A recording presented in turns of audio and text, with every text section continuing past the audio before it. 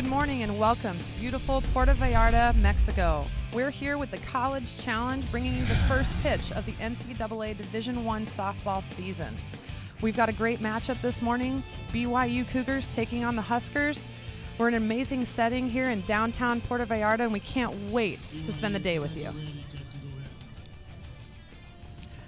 I'm Nicole Trimboli here with Garland Cooper, and Garland, I can't wait to see this matchup today. BYU and Nebraska, a rematch. Last year, Nebraska ended BYU's season on May 20th in Columbia, Missouri at regionals. Garland, what do you think? How is this going to go today? Is there some revenge that BYU's looking for? Can the Huskers hold their ground? I think so, but we're going to see a different team for the Huskers. More inexperienced, some fresh faces, but there is one constant in this Huskers team, and that is MJ Knighton. She's a veteran. The team is going to look to her for leadership on the field. An NFCA first-team All-American. She'll set the tone for them, especially offensively. She has a ton of power and consistency, 21 home runs in 2016. She's the one to watch in that Husker lineup.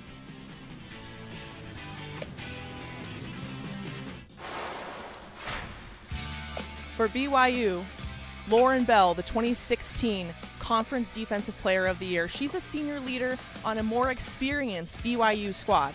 Look for her on the left side of the plate. She's going to utilize that short game, but also can pop the ball past the defense. So she's going to confuse this Huskers defense a little bit.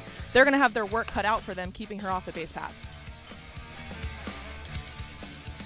Our third team member is down on the sidelines with Jessica Cootie. Jess, what do you have for us today? Hey, thanks so much. Yeah, it's one of the fun storylines of this tournament. Teams that are very familiar with one another. Certainly the case with Nebraska and BYU, as the Cougars saw their season end at the hands of the Huskers in that hard-fought regional game. MJ Knighton called this BYU team scrappy, and these BYU players love that. They love a challenge. In fact, they beg for it. Ashley Thompson told me they went to Coach Eakin requesting the most challenging non-conference schedule that he could possibly get for them. Ashley said they feel like this is a team that's ready to make the next step, and in order to do that, it's facing the kind of competition that they're going to see this weekend. As for Nebraska, these 3 days are all about heart and hustle. MJ said that's the cornerstone of this Husker softball team. It's the approach they took in preseason over the past few weeks, each and every day, treating every single practice like it's the biggest game they've ever played in. And she said that's why they feel prepared for this very tough field, the key being not backing down. In her 25th season, Rhonda Revelle still leads the Huskers.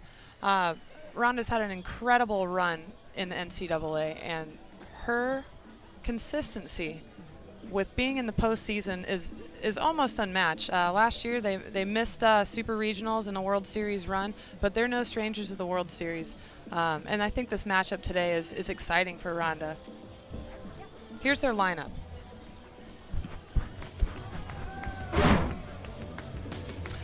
Leading off, we've got the senior and All-American MJ Knighton.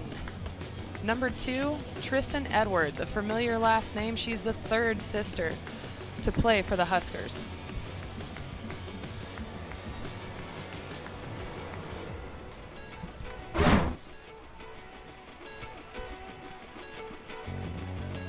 One thing when you look at that lineup, you look at MJ Knighton in that top spot. Really important for this Husker lineup is to protect her in that spot. So you see a player like Tristan Edwards. She's a fresh face. She's just a freshman, but she's going to be so important for them. She has to have a great season in order for MJ to see some pitches. Absolutely, and even going down, Revelle talked about Barrow a little bit. Laura Barrow, who's in the 9 spot, and she joked with us saying, I'm sure she'd like to be higher in the lineup. She wants more at bats, and I'd love her to have more at bats. But she said she does such a great job of turning that lineup over for MJ Knighton. Absolutely, they need her there. They need her to get on base, so Knighton has a chance to knock in some runs. Leading the BYU Cougars, we've got McKenna Bull taking them out. McKenna has broken plenty of her own single-season records with strikeouts, innings pitched. Last year, she was Player of the Week, I believe, 4 times. She's just been so impressive for BYU. Very consistent on the circle. She's a power pitcher. Her rise ball is her best pitch, and she's worked hard to develop a changeup as well. BYU looks pretty different than the Nebraska Cornhuskers. BYU is actually a very experienced team. They've got Stritt at shortstop, Sugg behind the plate, who had a breakout season last year. So honestly, I'm excited to see this game and see how this goes down. It's like they're picking up right where they left off last year. Yeah, a very experienced team. I know they're playing this tough schedule because they have so much confidence in their players after what they've been able to do and the experience that they've gained on the field in past years. Absolutely. Every coach we talked to this week, just in preparation, we're excited for the challenge, not shying away. Okay, yeah, it's the first weekend, but who cares? If we want to be playing in May, this is who we need to see. Exactly. To be the best, you got to beat the best. All right, let's kick off the 2017 season. Bull will deliver the first pitch. And it's high outside for a ball.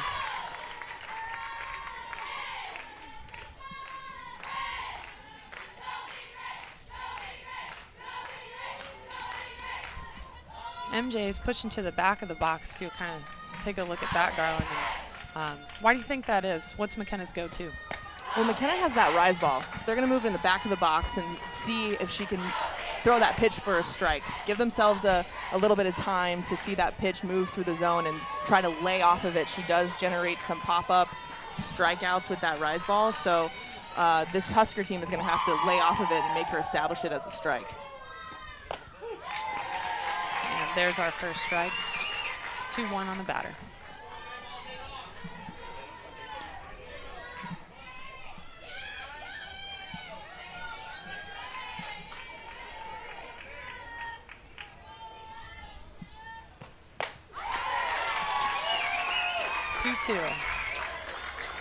Now all the excitement and the energy. McKenna usually does a great job of getting ahead of hitters, and she's gotten herself right back in it with a 2-2 count.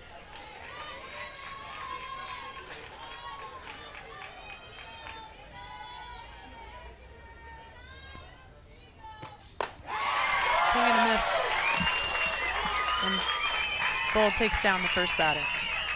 And that's the pitch that Bull is going to rely on. This is what we are used to seeing from her, this rise ball that just jumps out of the zone. And you can see with 2 strikes, Knighton can't lay off that pitch. It's not a strike, and it just rises straight up over her bat. That's a tough pitch to hit, and that's the one that they're going to have to lay off of in order to be successful against Bull. Make her throw that ball in the zone, hit early in the count, hit those strikes early in the count. Absolutely, and you know, part of the reason the rise ball is so appealing to hitters is level-wise, it's close to your eyes as a hitter. So your eyes are telling your brain yes, yes, yes, because you can visually see the pitch really well. So that's the hard part, is kind of fighting that instinct. Now we're even up again with a 1-1 count.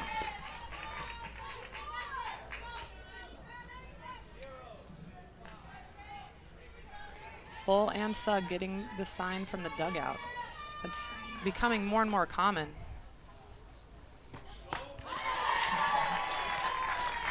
See 1-2 count. See that rise ball again. They cannot be swinging that rise ball way up in the zone. It just looks so appealing sometimes, don't they? Well, I mean, she has a good rise ball, so it looks like it's coming right at the belt, waist high, but then it just jumps right up over their bats. Bull. 2 batters faced, 2 Ks. And you know, you expect to see some jitters maybe in the first game of the season, but Bull just looks solid. And that rise ball, I mean, that is a tough pitch. It's a tough pitch to lay off of. It's a tough pitch to hit. And that's why, like, all of these hitters, if you look at their feet in the batter's box, you're right, they're way in the back. They are making an effort to see that pitch rising up in the zone. Yeah, giving yourself 45 feet to make a decision versus 43. Just misses outside. And she's got a changeup as well. And, you know, a lot of the times pitchers won't use their off speed unless they have to. So, you know, I don't think we've seen one yet. She's going to continue to get them to chase. And until Nebraska finds that discipline, she won't have to bring it in the zone. Deep fly ball to left. At the fence, but it's caught. So that's 3 up, 3 down for McKenna Bull and BYU.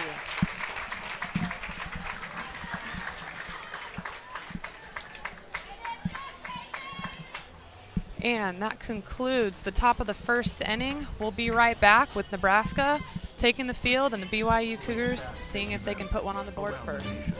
With more than 35 premier events, such as the 4th of July Sparkler Fireworks, Zoom into June, and Southwest Summer Nationals, Triple Crown offers ideal recruiting platforms for coaches and players and competition that drives athletes to amazing places. It's your time to play Triple Crown Sports.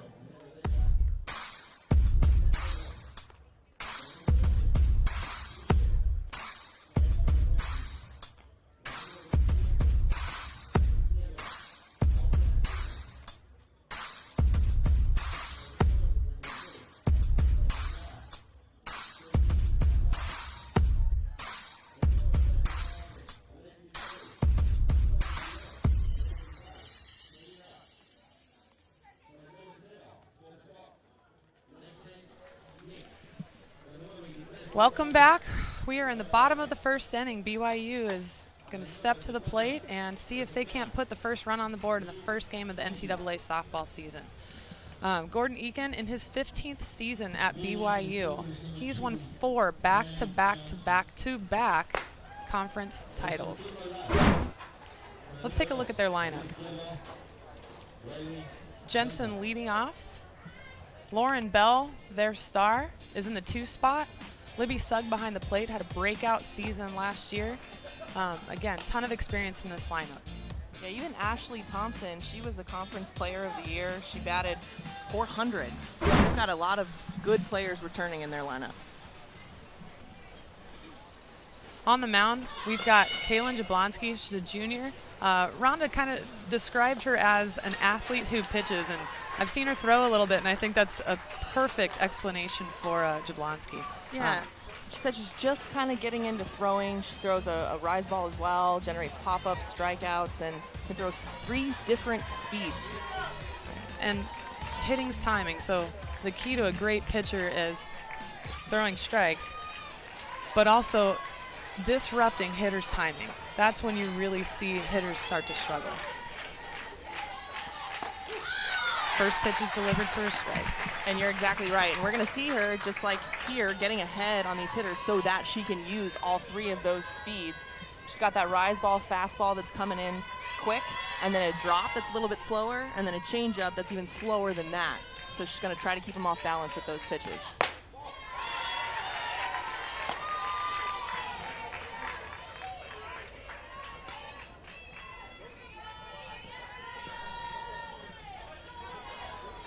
One count. Jensen also a little bit pushed back in the back of the box. You know, a lot of times I think I see that often early in season. You usually see hitters trying to catch up to the pitchers early on in the season. Why is that? Well, you know, they haven't played for a while. They haven't seen a ton of live pitching, you know, so it's good to give themselves just an extra second to see the ball this early in the season and get used to it again. She lays off high out. You know, it's a little bit of a surprise to see Jablonski playing in this game because McClure was the one that won their game when they ended BYU's season last year. But Coach Ravel did tell us that the reason that she's starting Jablonski here is because she thought BYU thought that they would start McClure. So, ball just over Knighton's head and trickles out into left field. So Jensen starts off the Cougars with a single. And this is a good at bat, lays off some balls out of the zone, and she doesn't get all of this pitch. You can see she got jammed up just a little bit on her hands. Doesn't even follow all the way through, but just gets enough to get it past Knighton at third base. Great way to start off the bottom of the first. Leadoff runner on. Bell's going to step up to the plate. And what does Bell bring to this lineup? Well, she's just difficult to defend because she can do so much on the left side of the plate. So she can lay down a bunt, she can slap, but she also has some pop in her bat. So it's hard for a defense to make an adjustment. They can't move all the way up. They don't want to move all the way back because she's so quick. And especially with a runner on, now they have a lot of tools that they can utilize to move the runner and put her in scoring position for some of their big hitters. Lays down the bunt. MJ mishandles it. We've got runners safe at first and second.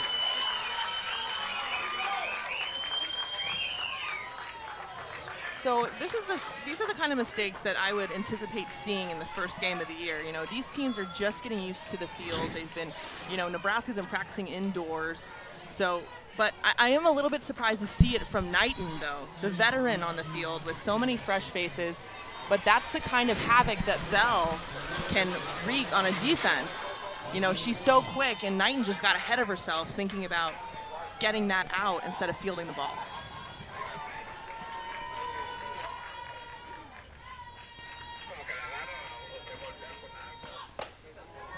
Ball out. Garland, I think you're absolutely right. They're going to look to MJ to hold down the infield, and it does start with defense. That was a very routine sacrifice bunt. But when you have a hitter like Bell up, it's not routine anymore because she can hit it hard down that line. So Knighton's got to hold her ground. She can't just jump, assuming. Thompson shows bunt, pulls back. Jablonski's got to work her way back in this count right here. Find an out somewhere. Maybe a ground ball to the left side.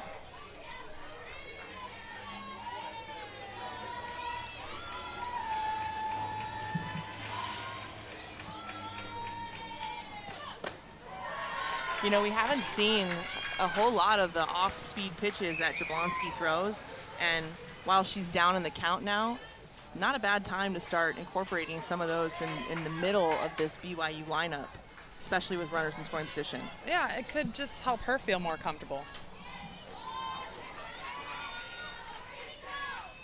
3-0 count on the batter. And here's a situation where I know it's a 3-0 count, but you got to be thinking swing. There's that off speed. Coming in with the off speed, man. That would have been a tough pitch to hit if she was thinking swing. Yeah. But I mean, Were you a free swinger on a 3-0? Did you get the green light often? Oh yeah. Nice. Oh yeah. But this is, you know, she doesn't want to walk her and load up the bases for Sugg.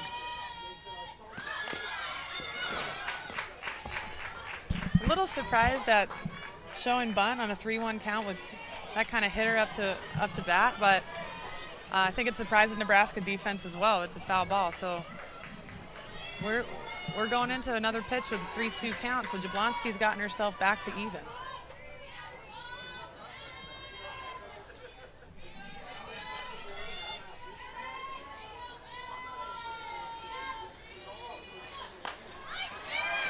Just nicks it foul down the right field line, almost a half swing. Well, Jablonski threw in another off speed, so she was off balance, way ahead of it, and just had her got her barrel on the ball to foul it off. Actually, good piece of hitting just to foul that, waste that off speed pitch with 2 strikes.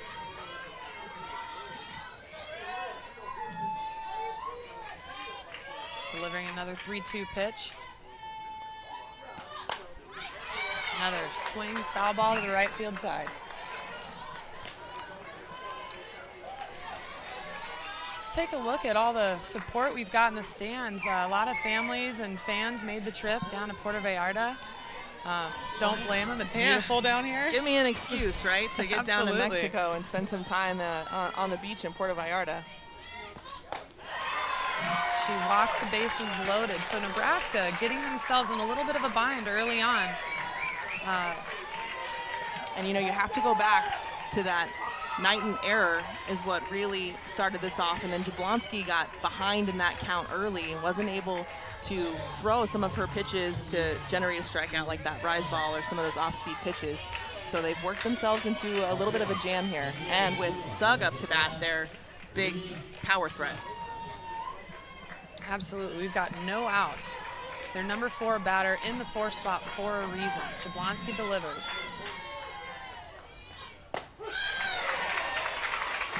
And jumping back out ahead with a 0-1 count. Jablonski seems to settle right back in. And this is one they're going to want to be careful with. Sugg has some power, 18 home runs in the 2016 season.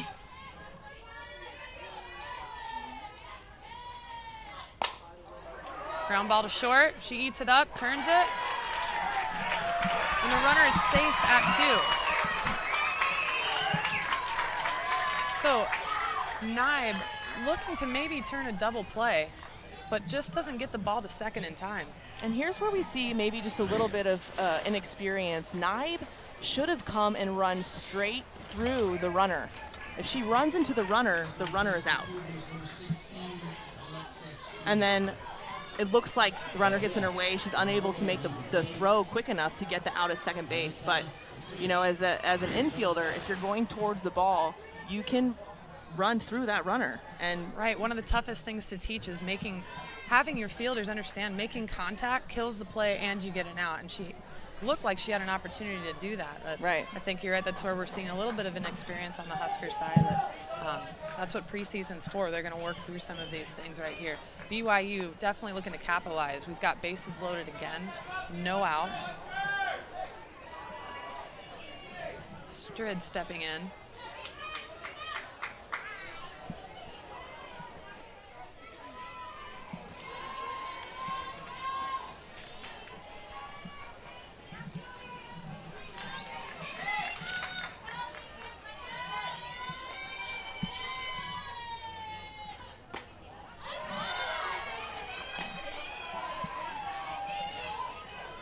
Got a pinch runner at 1. Stepping in, just looking to get a little bit more speed on the bases for BYU. Again, with no outs, it's a great time to try to bust this game open and jump ahead. So the more speed, the better on the bases. Polanski just missing low. 2-0 count.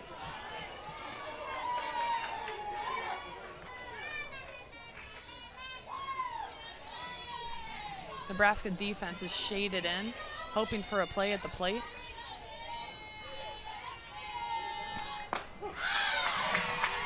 And she brings a strike inside.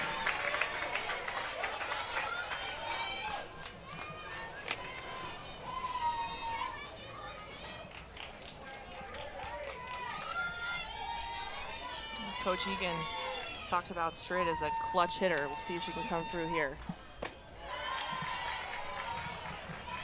Just misses that high and out. Again, Jablonski behind in the count, and she's really got to find that groove to lead this Husker team. It starts on the mound, and she's more than capable of doing so, but she's got to start attacking these batters and make them prove themselves.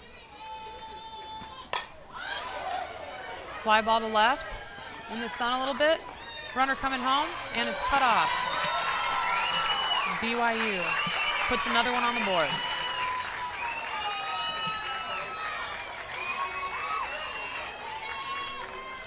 And one thing about facing a rise ball pitcher is you get a ball up in the zone. If you can get your hands high enough, you can generate a pop fly to the outfield, and that's just good execution, a sac fly to generate another run. Yeah, wasn't fancy. She really wasn't even hit that deep, but that's where speed on the bases can earn you a run and without even getting a hit. And is that the second ball that's left the infield, and the first one was just kind of a squibbler over Knighton's head to lead off the inning. And you know, you're talking about Jablonski. She's having a hard time finding the strike zone, but that's so important in this first inning is to see what she's going to be able to get from the umpire. How far can she go? And right now, she's just having a hard time determining what strikes she's going to get. There's that off speed again, so she's evened it up with a 1-1 count. Garland, absolutely, and you know, yes, there's rules to the strike zone. They're very clearly written. But every umpire does, they call I'm their good. own Can you hear zone. me? Okay, I'm over here by.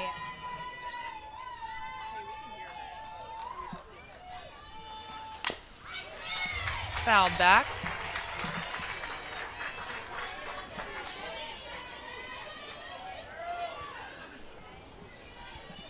Well, Nebraska's got 1 out this inning, but they're working for 2 more.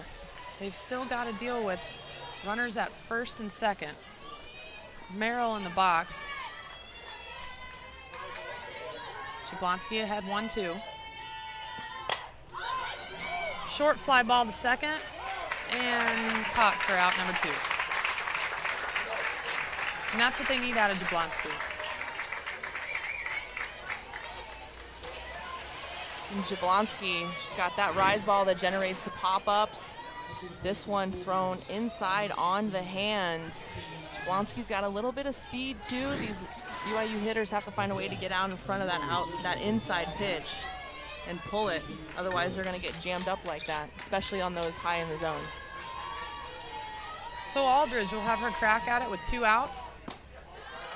First pitch just misses low. We got a runner caught in the middle. And we've got a delayed steal third, safe. BYU just delayed stole in the first inning. I love to see that kind of aggressiveness, especially you've already given yourself a cushion with 2 runs. Garland, what happened here? Well, Cassidy does a great job noticing how far off the base and then pump faking and getting the runner kind of caught in the middle. But the mistake she makes is to throw behind the runner. You don't want to throw behind the runner and give them the chance to advance to the next space. Typically, you run at them a little bit, make them choose a direction. A much longer throw to second versus third, so maybe a few more steps toward the runner. Exactly. Big cut Aldridge takes. Well, if you're going to go, may as well go. Okay. You don't get a half a strike. That's what you only get 3, right? You only get 3 Absolutely. swings. 1-1 count. 2 runs already plated for BYU, trying to get 2 more. Jablonski typically relies on that rise ball. She likes to throw it out of the zone. Her curve ball is really her most reliable, that she can throw at 3 different levels. But it looks like her off speed has really been her most successful pitch here in the first inning, throwing it for a strike. Absolutely. In terms of consistency, absolutely. And that's where she needs to be, getting ahead of these batters. Another big swing, and that'll do it.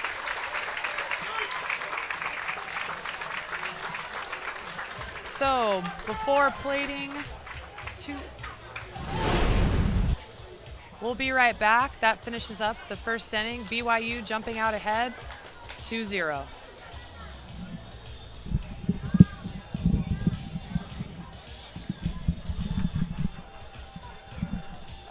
Yeah, that was better, but I get distracted when you're counting because I just want to listen to you like a polite human being, and I'm not used to talking over people. them. Yeah.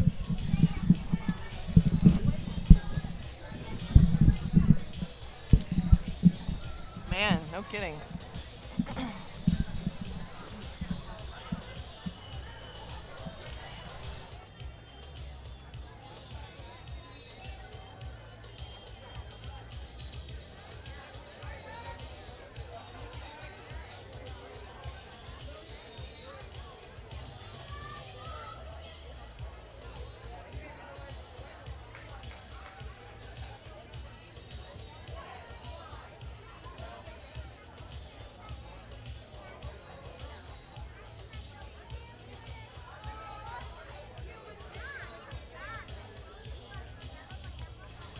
It's the top of the second inning. We're here in Puerto Vallarta, New Mexico.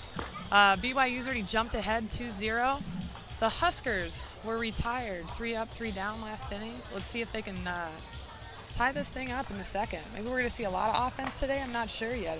It's hard to tell. Bull's looking really smooth, though. She is, and the key for her is that rise ball. She's a power pitcher. She throws hard, and she throws that rise ball up in the zone, and she's got a good rise ball that just jumps in the zone. And the Husker offense in the first inning had a really hard time identifying when that ball was out of the zone. We saw some swing throughs, some swings and misses, some strikeouts, pop flies. So they're going to have to lay off that pitch up and out of the zone. It's not the kind of rise ball you want to try and hit. It moves too much in the zone. Yeah, and I think you hit it right on the head. And she's got the movement. It's not just a high pitch, because at release and even at the halfway point, it's still in the zone to a batter's eye. Which is why it's so hard to lay off of, because it looks like it's going to be a good pitch coming right in at your waist, and then boom, last minute rises right up over your bat. Ernest to lead us off. Bull misses high and away. So the key for these Nebraska hitters is they have to take anything at the waist and lay off of all of it. They have to look for pitches down, look down, look down, look down. Lay off anything at the waist because it's going to rise up out of the zone. In for a strike, 1-1 count. it's, we hear it a lot in baseball as far as zoning for, one half of the plate. And in softball, it's very similar, only we've got a whole nother quadrant that we need to zone out of at times. You don't see baseball pitchers necessarily attacking the top half of the zone consistently, when that is one of the marquee things that great pitchers in softball will do. You'll see, oh, she's got a great rise, great rise, great rise. So you've got to be able to zone north or south.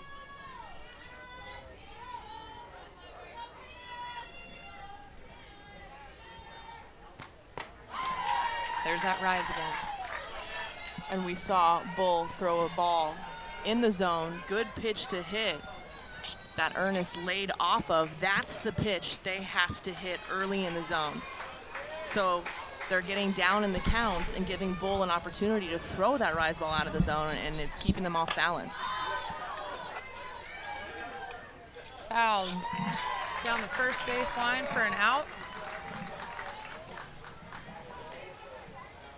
Jammed her up a little bit on that one, too. But again, up in the zone. Pitch was up in the zone, generating the pop fly. She's got some speed, too, so it's just it's difficult to hit, and Nebraska is going to have to find a way to recognize that pitch earlier. Make her bring it down.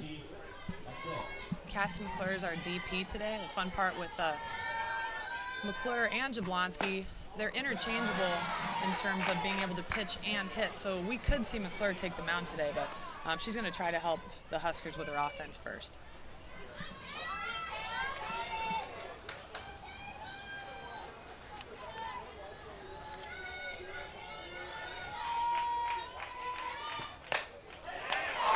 And line right back to the third baseman.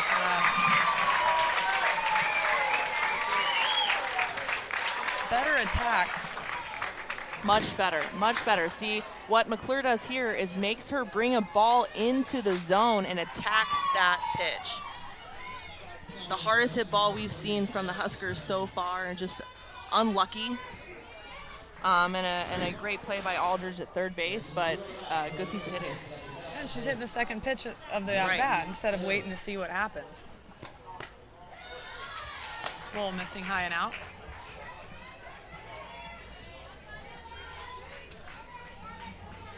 1-0 count for Perry. Perry playing first base today for the Huskers. Another big swing. Bull evens it up.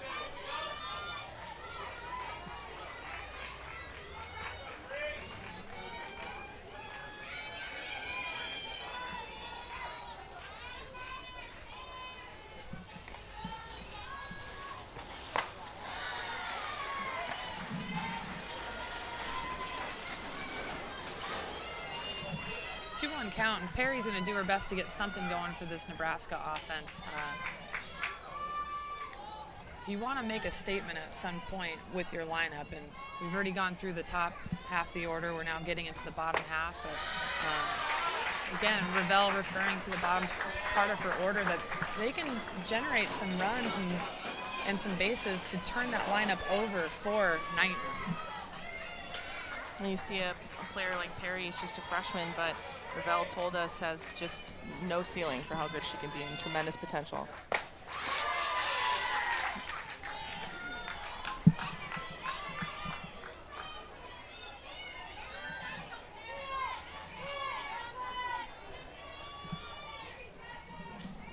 Three-two count for Bull. We've got an opportunity for a base runner here with a walk.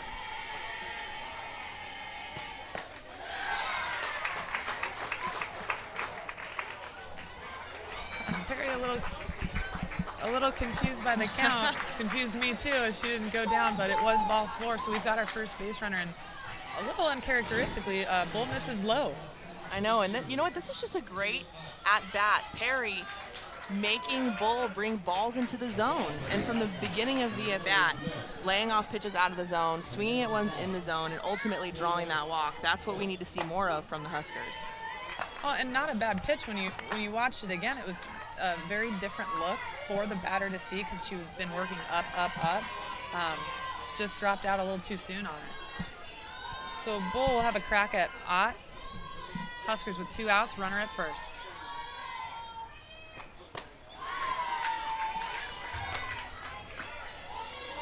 odd attacking that second pitch. Nothing coming up with it, but we've got a 1-1 count.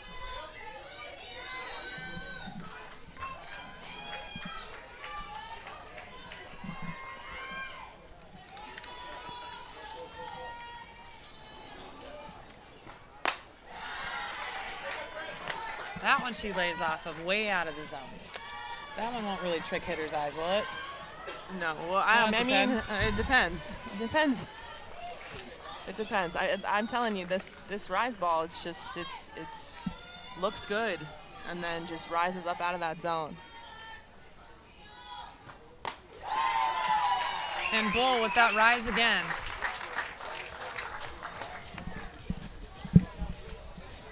Stay with us. We're in beautiful Puerto Vallarta. It's a great day for the 2017 season to kick off. We'll be right back.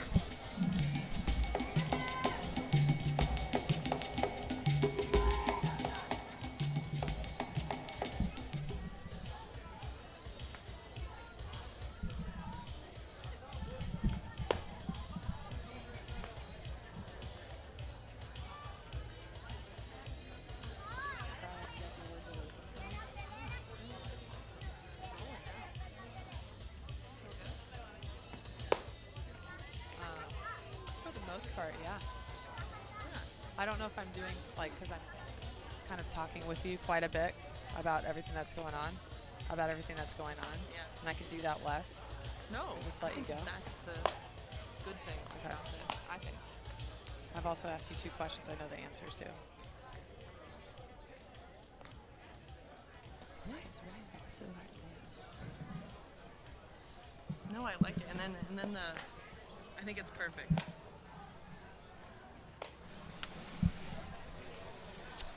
Bottom of the second inning here in Puerto Vallarta, we've got the Nebraska Cornhuskers taking on BYU. BYU has already got themselves on the board early in the first inning. They've got a 2-0 lead. Let's see if they can add to it. Really what we saw is some mistakes from the Huskers. We saw a walk and an error. We saw a delayed steal. So BYU being very aggressive, and the Huskers look like they're a little bit on their heels and just need to get a little bit more comfortable in the game. Well, and, you know, I'm not sure about BYU, but it's also a cold weather school. We know the Huskers have not been on dirt yet this year. This is their yesterday, actually, right? Was their first day on the dirt? Yep, so it's just, you know, everybody's got to get acclimated. A lot more fresh faces for the Huskers, too. BYU, a more experienced squad, a lot of returners on the BYU side. Huskers, some freshmen, and even some other players on the field that aren't necessarily underclassmen still getting their first starts in the Husker roster.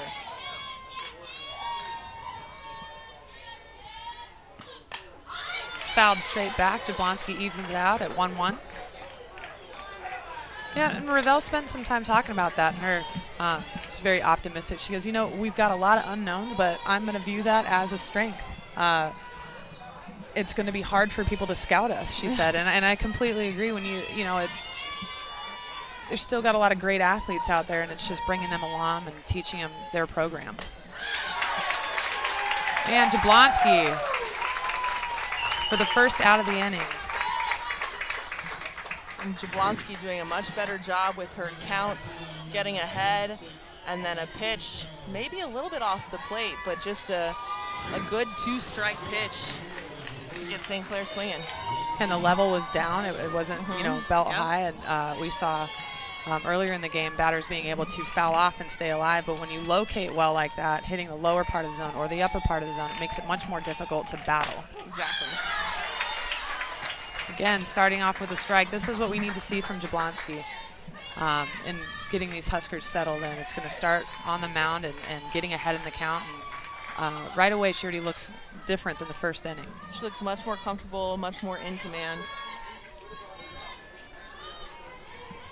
Lexi Taro in the box, just a sophomore. So we've got a few youngins on BYU side as well, fouled off. You know, you talk a little bit about Coach Ravel talking about their inexperience. She did say, if we don't know, they don't know. So and it's true. It is. And I will say, though, they have 7 freshmen this year, which is the same amount of freshmen they had when they made their last trip to the World Series in 2013. So inexperienced, fresh faces does not necessarily mean rebuilding year. No, I think there's something to be said for that freshman year.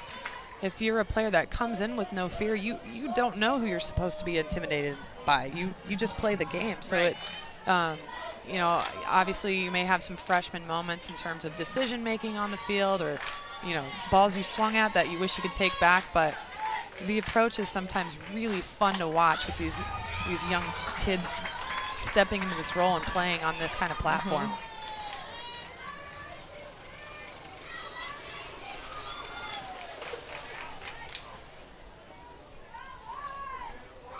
Cassidy taking a second to meet with Jablonski just to make sure they're on the same page, which is always nice to see. Huskers always talk about pitching staffs, and a lot of people use this term, but it's the battery. It's what gets everything running.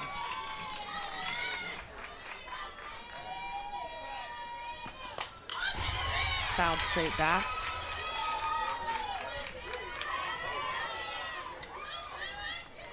Jablonski doing a much better job staying ahead of batters. And it opens her up to throw more of her stuff. And if she's working on different pitches, different speeds, this is where she can experiment with those in an actual game setting now.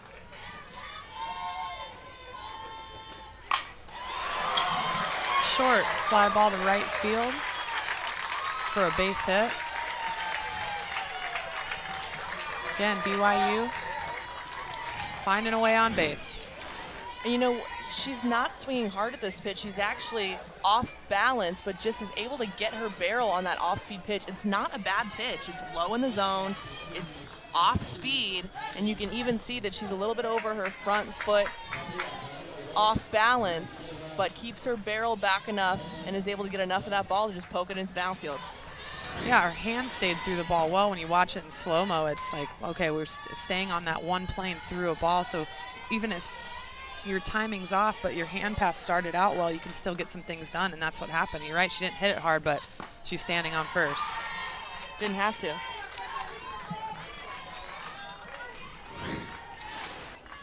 Taking a look at her hands, like Garland referred to, little off balance here, but her bat gets into the zone and it stays through the same plane as the ball, so almost like a slap hit, but definitely not intentional, but it gets the job done. And especially with 2 strikes, what more can you ask of your 9-hitter than just to get her barrel on the ball and find a hole to turn that lineup over?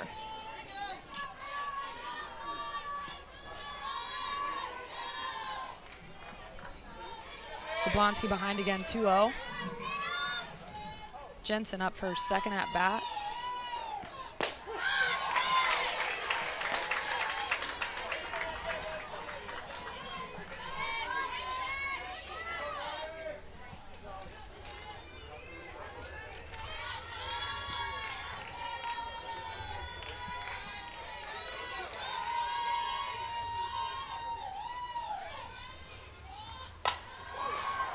Hard right up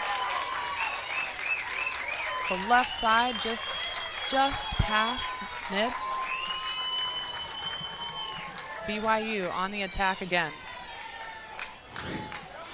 There's really nothing that Naib could do in this situation. I mean, a hard hit ball does a good job of, it's not even on the outside part of the plate, but she just keeps her hands inside the ball, able to get her barrel behind the pitch and knock it into that 5-6 hole. And Naib, nothing she could do there. I mean, made a good effort, but just a great piece of hitting again. Jensen hitting that side of the field.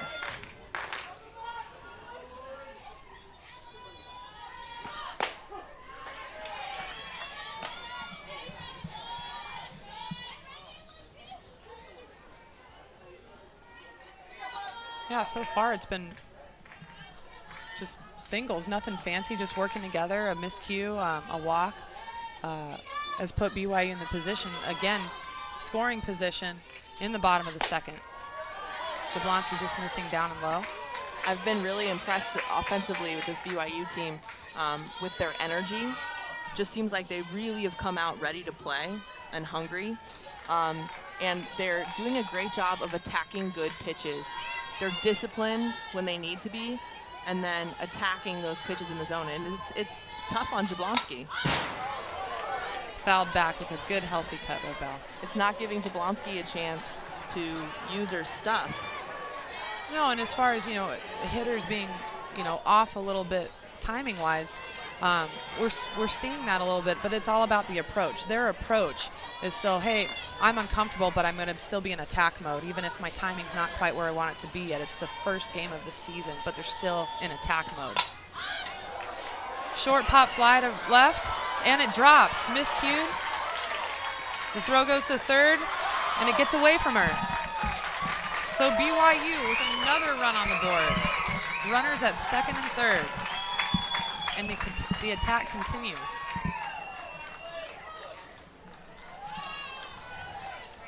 And this is another situation. Jablonski's actually ahead in this count and throws a high pitch. Bell does a good job of keeping her hands on top. A little bit of a miscue. Ernest out in left field. That ball just bounces off her glove. And then Knighton unable to get in front of the throw at third base. It's just they're struggling making these plays. And in that situation, Ernest just has to keep that ball in front of her and not make that throw. Well, and this was, Ravel referred to this. Ernest spent most of last year out with a concussion and a torn ACL. So although she's a junior, that's where the inexperience still comes in. She hasn't been playing in a full season. And then on top of it, we've got freshmen all over the place. So there's a lot of factors playing into this first day where the Huskers just need to settle down and just play softball. Exactly. And for Jablonski, we're seeing this BYU offense hitting pitches out of the zone. And they're not doing anything fancy. They're just finding a way to get their barrel there, and they're knocking pitches out of the zone into the outfield, generating base hits, whether they're off balance. It hasn't always been pretty, but they're just finding a way to get it done. And for Jablonski, that's tough for her because they're even hitting her pitches, her pitcher's pitches. Absolutely. Even that one, it was just a short fly ball. It could have been catchable. Right. It was one of those in between. So they're singling Nebraska right now into a corner, and Jablonski is settled back in really well from the first inning. She is getting ahead of the batter. She's making him hit the pitches she wants them to hit.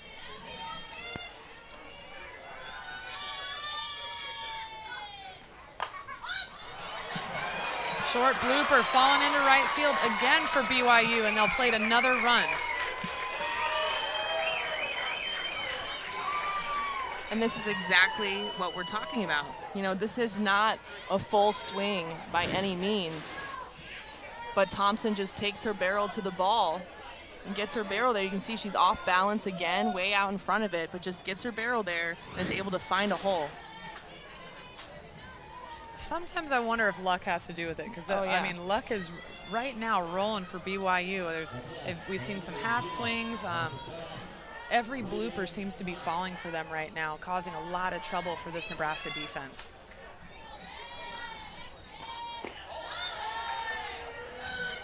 Jablonski just misses low. 1-0 count. So what does that do to a pitcher's mentality? They're not really well-hit balls. They're being put into play, and it's not producing outs. I think it's just frustrating, and especially because Jablonski's not throwing bad pitches. She's throwing good pitches out of the zone, and they're still just finding a way to find the holes. So the key for Jablonski is just to continue doing what she's doing and to have faith that they will start to generate those outs. That every pop fly can't drop. But you would think. You would, but you just have to. She has to keep plugging along. She's not pitching poorly. I mean, she's, like you said, done a much better job getting ahead in the counts, but they're just hitting balls out of the zone and finding holes, to their credit. And Sugg gets into one, deep center field, and it's out. BYU jumping way ahead. 7-0 on a Sugg home run.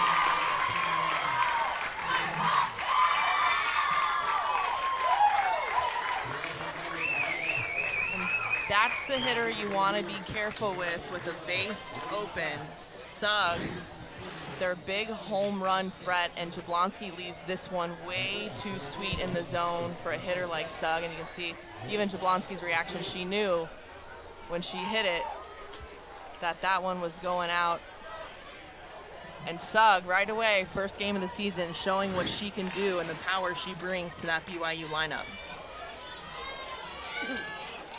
Yeah, just a really, really nice swing on the ball. One of those hits where it feels effortless, where everything is lined up perfectly, and it results in a big home run for BYU. So maybe not the way she wanted to, but the bases are now clean again for Jablonski, who's going to try to regroup and get some outs for these Huskers. And at this point, you have to be wondering how long they leave Jablonski in and when they put in McClure. McClure shut him down last time they met at regionals in Missouri last year. Ball game finished with a 2-0 victory for the Huskers. So every returner, coaches, players included, know that there's someone in the dugout that's capable of shutting down their lineup. And I think you're right. Is this getting Jablonski some innings under her belt to see if she can settle in and get control of this lineup? Because again, these guys are going to be playing in 4 months, and this is what they're going to have to be able to do. Right, and it is good experience for Jablonski in the circle, and you have to keep in mind, even Jablonski and McClure, not freshmen, not newcomers, they got pitching time, but they're still relatively new in the circle. I mean, Emily Lockman for Nebraska, who graduated last year, had 29 more games than the entire pitching staff combined this That's year games, for Nebraska. not innings. Games. So just to you know, again, they're not freshmen, but this is a learning time for them as well. And Coach Revelle said, hey, we've got to play these teams and get ready for the ground ball up the middle. A dive, but not enough time for Naib to make a play. Great effort to keep the ball in the infield and show some work behind Jablonski, she's working hard. It's a good pitch to hit. Just a hard ground ball hit in the right spot, right up the middle. Naib dives to get it. Does a good job of knocking it down and keeping it from the outfield, but just too quick to make the play.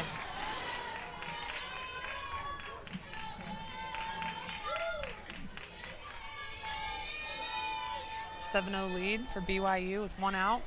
Runner at first, fouled back. So attempt on a bunt. Were you surprised to see that? You know, a little bit. Ahead 7-0. But again, you know, at this point in the season, it could just be trying to do some different things and test out some things and get some people some experience. So we've got some action down in the bullpen with McClure up and running. Is that maybe did we call down to the dugout and tell them that you might want to get her arm going? I think they heard us, yeah.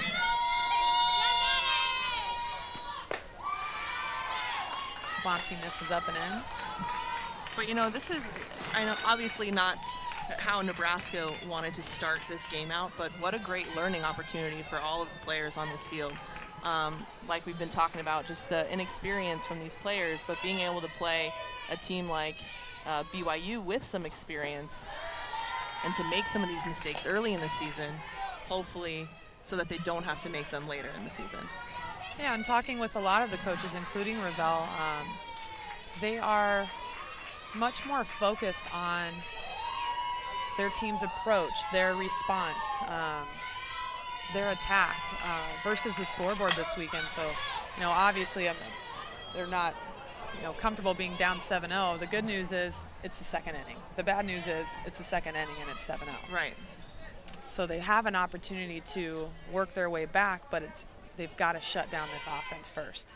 And that's where we may see McClure come in and see if she can't get the job done.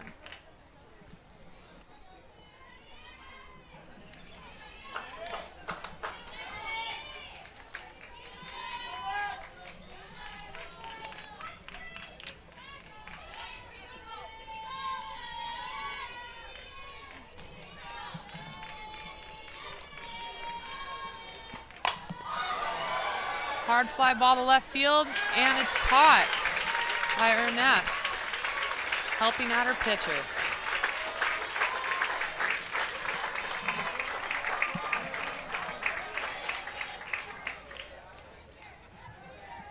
That'll make for our second out of the inning. Nebraska hoping to get out of this with no more damage done.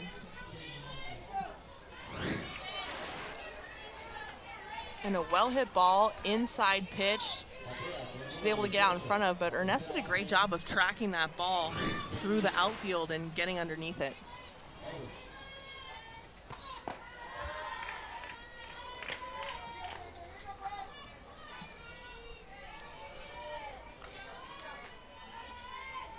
One-0 count to Aldrich. Aldrich suffering a strikeout in her first at-bat.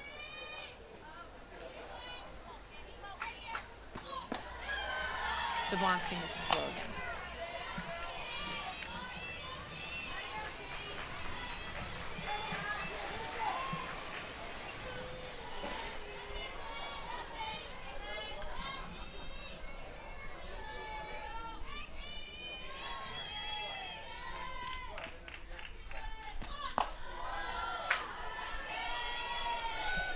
See a little dance move by Aldrich. It's hard to fight that human instinct to move out of the way of things flying at you, isn't it? Yes, it is. Yeah, she just stands there and gets hit. She's on base, but it just goes against all instincts to just let the ball hit you.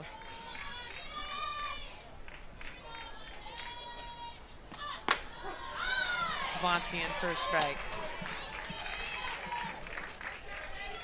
Still a hitter's count, but Jablonski trying to make her way back into this thing.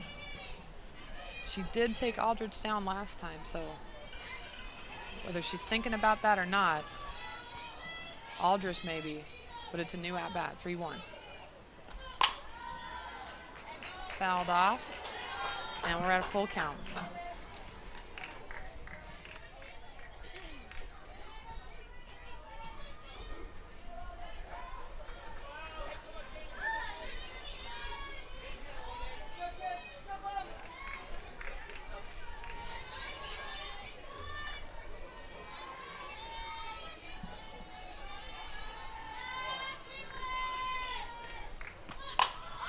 Fly ball to left. Ernest going back and tracks it down for the third out of the inning, and that'll do it. That'll do it for the bottom of the second. BYU jumping way ahead on the back of Sugg, who takes them up 7-0 with a 3-run run.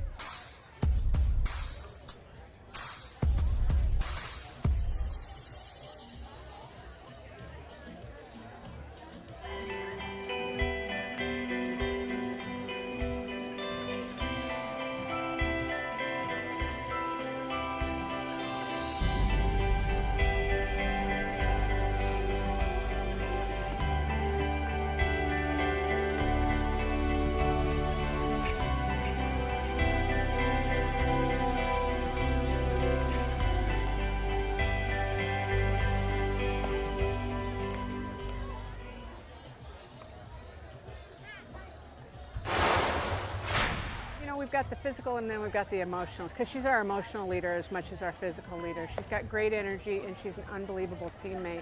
And she's always thinking team first. Sometimes I wish she weren't quite as humble. I know that's hard to say, but she's so humble that sometimes she doesn't take enough credit. But physically, she is our spark plug, and she's clutch, she's strong, she does it on defense, she does it on offense, and really where she goes, we go. So the Huskers will lead off the top of the third inning, trying to hit their way back in this thing. BYU with a big lead, 7-0. After just 2 innings, Garland. We heard Ravel talking about Knighton, their seasoned vet, in this order. Now is the time for her to rally her team together. We'll see her this inning. She's due third.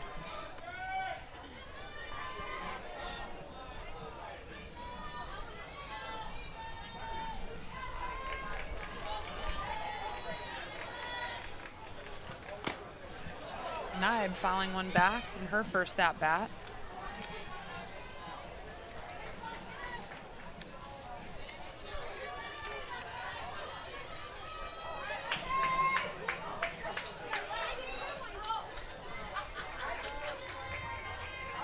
Just a freshman, Naib stepping into a big position at shortstop for the Huskers.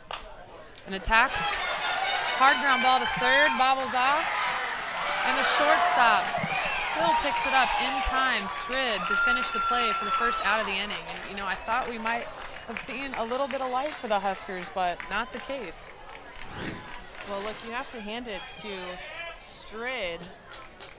A great piece of hitting, hits that ball hard, just bounces off the glove of Aldridge, but Strid, heads up, already running over, backing up Aldridge at third base and able to make that play. And that's the experience you're seeing on the BYU side versus the young Husker side right now. Is it play's not over till it's over. So right off the bat, and this is where our game is so fast. It's such a quick game. The ball is to Aldridge in a second, maybe even less, and there's still enough time for it to kick off her quick throw by Strid to get that first out of the inning.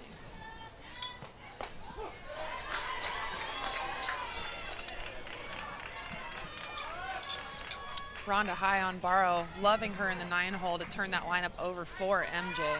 It still is her first at-bat of the game,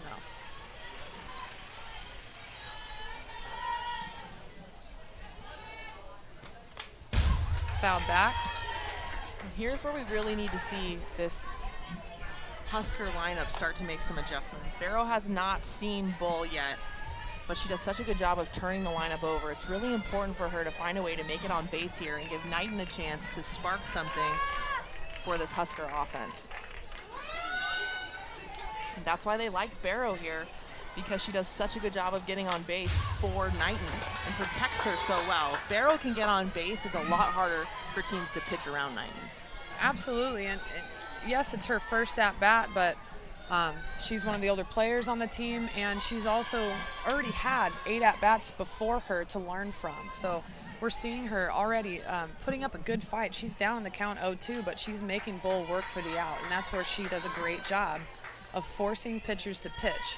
And if she finds a way on, she turns that lineup over.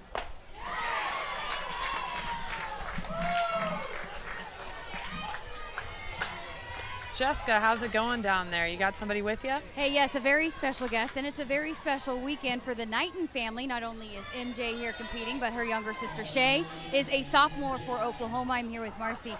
You guys have had this scheduled on the calendar for quite some time. How special is it to have both daughters in one place and in Mexico at that? It's unbelievably special. We were very excited, just to have them in the same place at the same time. We couldn't plan that, at all. So we were excited and happy.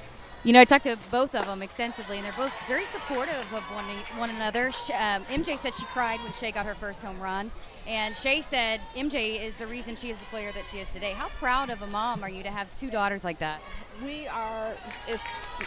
There's no words. I mean, we knew that they could play at the next level. They've always worked very hard to do that, but to watch them and to see that, it's amazing. It's amazing that the seasons and the fun that they're actually having playing the sport that they love. So couldn't ask for anything more. And MJ has had a very special career at Nebraska, All-American last season. Why do you think about Nebraska that she fit in so well there? The personalities, the coaches, they accepted her for who she is and what she could bring to their program. And they fell in love with her. She fell in love with them. So it was one of those matches made in heaven. So. And you got a Nebraska T-shirt on now. You got an Oklahoma one in the purse? It's in my purse. So right after the game, I'm switching. Got a quick change. All right. Thank you so much, Marcy. It's great to see you here. Send it back over to you guys. So 2-1 count on the All-American. Evened out by Bull, 2-2 now. So much fun to see that. This two siblings being able to play at such a high level and so supportive of each other. It's really warm cool. Fuzzies. Really, yeah, exactly. And how cool for the family that they get to come out here and see them both play in this kind of environment. Just really special. Yeah, amazing setting. Triple Crown's done a great job of bringing this facility along to host such an event. Hard fly ball down the right field line, just out of play. You know, we've seen Knighton's done a much better job this at bat. We've seen her lay off a couple of those rise balls up in the zone that she struggled with earlier in the game. And I think that's a huge part as to why she's a successful hitter is she's now got, one, and we're in the middle of her second at-bat of the season, and we're already seeing a very quick adjustment, making Bull work to get her out. Fly ball. Shortstop has it. Strid for the last out of the inning. So Nebraska having a hard time getting things going for their offense. Let's see what BYU can add to their lead.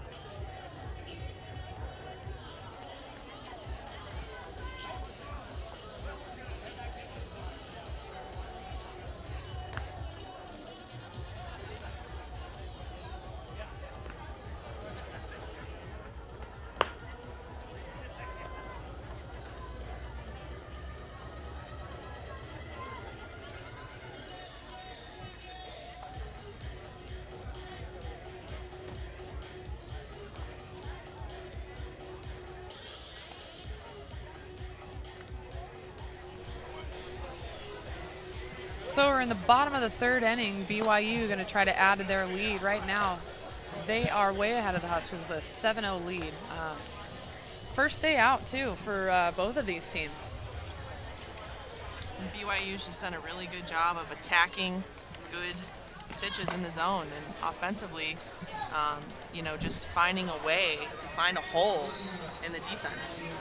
Yes, so far it seems luck is on BYU's side. They haven't Suggs squared one up last inning. I mean, directly shot to center field, well over the outfield fence, but most of their hits, really nothing fancy. Either they're off balance with their lower half or a little early, a little late, but they just keep finding holes. So it is, and it's just good. It's good hitting. It's good execution with 2 strikes. If you're off balance, that's okay as long as your hands are in the right place and you can get your barrel to the ball, and that's what they're doing. They're not trying to do too much. They're just finding a way to make this defense work, which has worked in their favor. Absolutely, and that's where I think attitude and approach is so huge. You don't have to have the best swing in the world and still be a successful hitter if your approach and your mentality and your control is on point. And right now, BYU is showing their experience.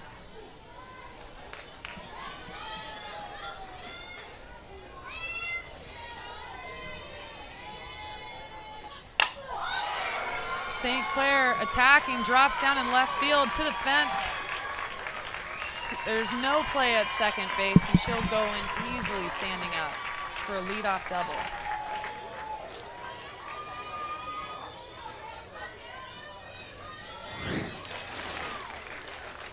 And Jablonski throws an off-speed pitch too high in the zone. St. Clair does a good job of capitalizing on that mistake, is able to get out in front of it because it is an off-speed pitch and knock a double to the fence.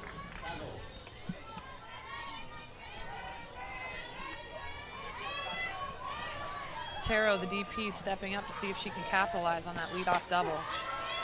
Jablonski catches the outside corner to get ahead in the count, 0-1.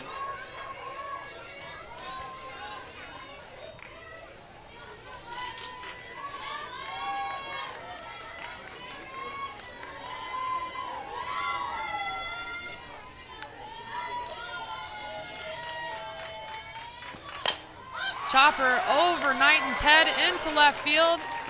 Eakin will hold the runner at third, so we've got runners at the corners, no outs, and the Huskers in a bind again with no outs in the third inning. Jensen due up. She's had a big day so far. Seeing if they can again capitalize. Jensen has done a good job hitting the ball in the 5-6 hole. She hasn't gotten all of it. She's actually got jammed up a little bit, but has done a good job of just muscling that ball out on the left side of the field. Shows bunt. Runners holding at third. Knighton will have to hold. And BYU using all the tricks they have.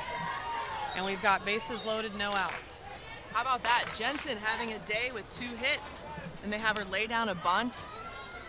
Surprised me. Looks like it surprised that Nebraska defense too. Knighton was standing back, not ready for that bunt, and by the time she got there, it was too late. Well, and honestly, it looked like a fantastic squeeze bunt, but you saw the runner holding, and that's almost more difficult because the decision hasn't been made yet. It's up to the fielder to make that decision. Am I going 4? Am I going to go 1 for the out? Fly ball drops just behind second base in the grass, and BYU puts another run on the board. So this is where we need to see a little bit more communication on the field from this Nebraska team. That fly ball, it's a little bit in no man's land, but this is an out. This is a ball that they've got to come down with, and Edwards or Ott in the outfield, they've got to kind of take charge there. One of them's got to call it or call a player's name if they don't have it. Just a little bit more communication there. That's a out they've got to have. Yeah, I think Barrow had more room to run than she gave herself. Left field and center field were playing a little bit far back, so she had more room to run behind her, but, you know, did she know that being communicated from the outfield? And the outfielders, they're the eyes. They can see the entire field, and when you have middle infielders running backwards, it makes it really tough if they don't hear anything. So we've got a pitching change here. Just as Garland and I had talked about earlier, McClure stepping on the mound to see if she can't take control of this game for the Huskers. And, a little bit frustrating for Jablonski because in my eyes, she wasn't throwing that poorly of a game. But BYU was just doing a really good job of hitting balls out of the zone, finding holes, and the Nebraska defense was struggling a little bit. We're going to see a little bit of a different look from McClure. Her favorite pitch is that changeup, and she has a devastating changeup. And when it is good, it is very, very good.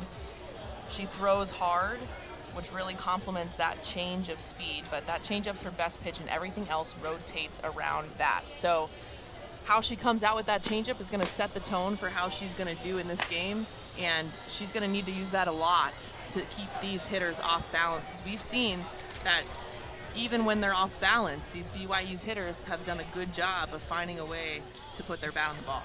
Absolutely. So different look, number one, no matter who it is, but it does matter who it is because she has shut them down last time she faced them. Jess, down to you.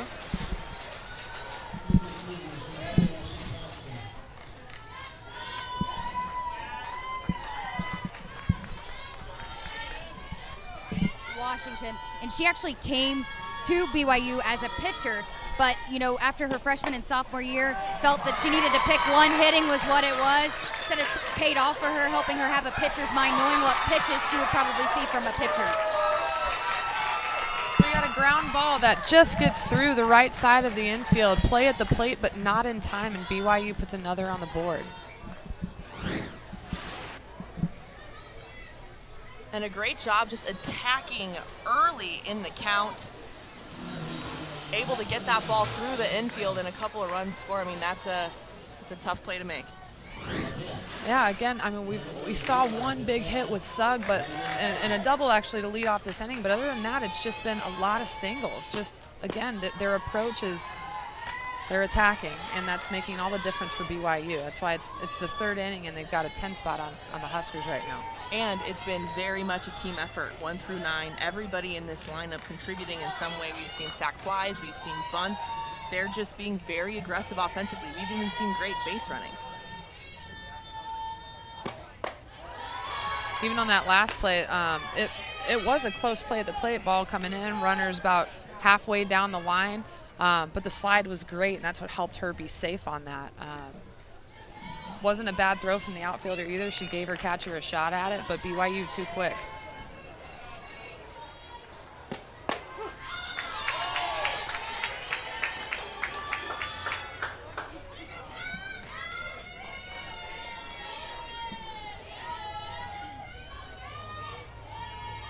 Sugg in for her third at-bat after helping out her Cougars last inning with a home run.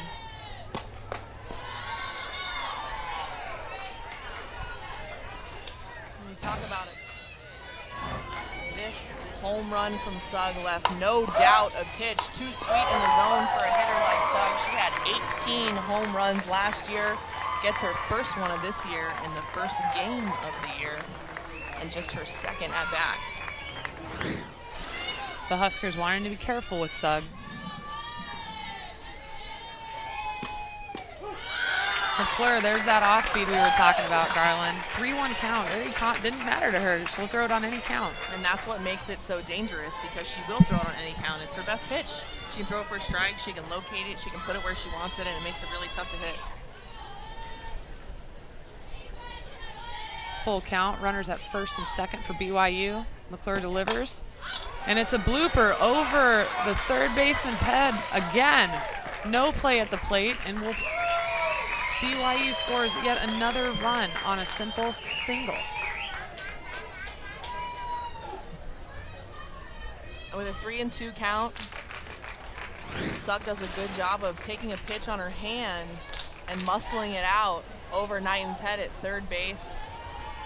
Again, just finding a hole, and the BYU, I mean, they're just swinging. They're just being aggressive, swinging the bat. Huskers trying to find an out. McClure on the mound. Just misses the outside corner. 1-0.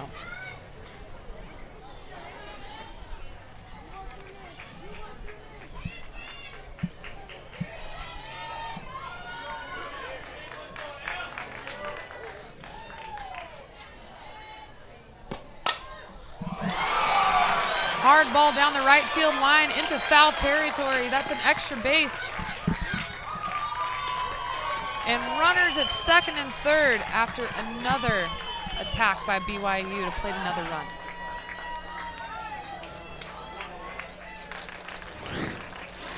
And McClure keeps this pitch on the outside part of the plate, but Strid does a good job of letting that ball get deep in her zone and knocking it opposite field right up that first baseline and allowing more runs to score.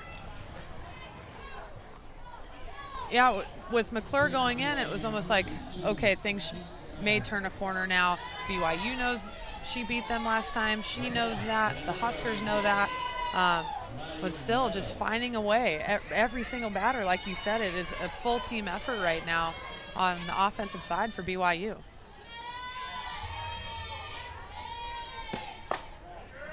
And one thing you can say about this BYU offense, too, is that they never needed time to adjust.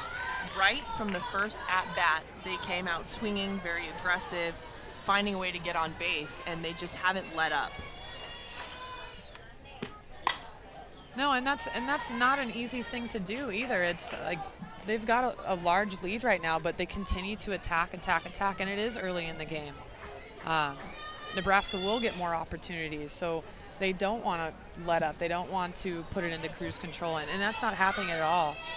Eakin's got to be pleased with this these first 3 innings, what he's seen from his offense so far.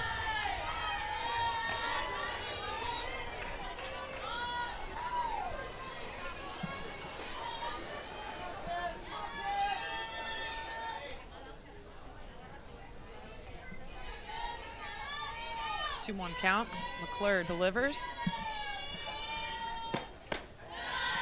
Missing high and out.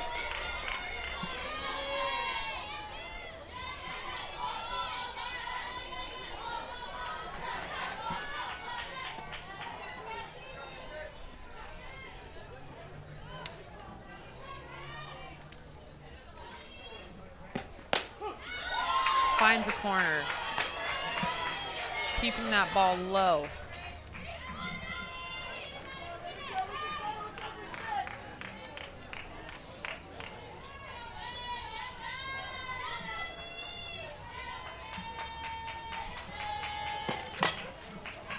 Stays in play up the first baseline, and Perry will take it herself.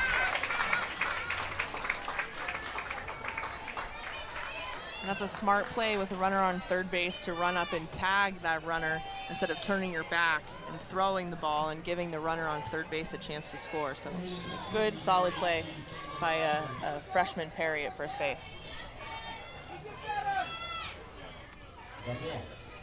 So Nebraska with their first out of the inning, still in a little bit of trouble with runners at second and third, working to get out of it.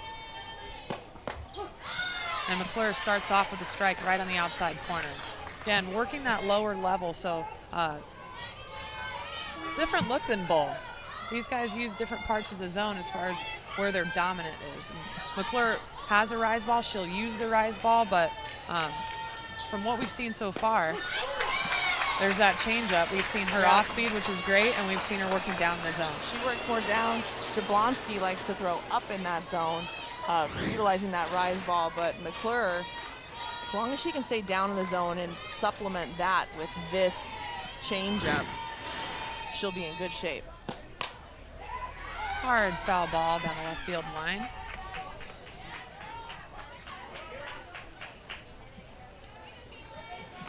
Aldridge working to stay alive.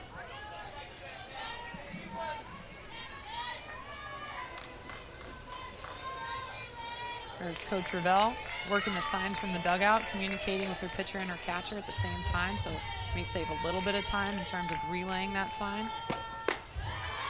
McClure missing high and out. Cassidy all over it.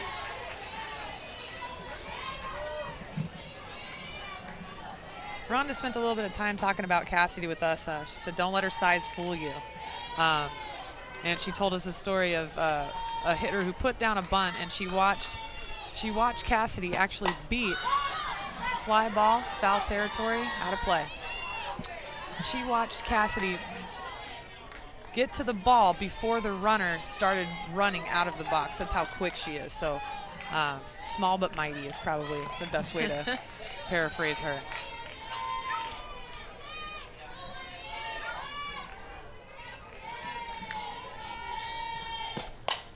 Aldridge takes a hack at that, fouls it out of play, left field line.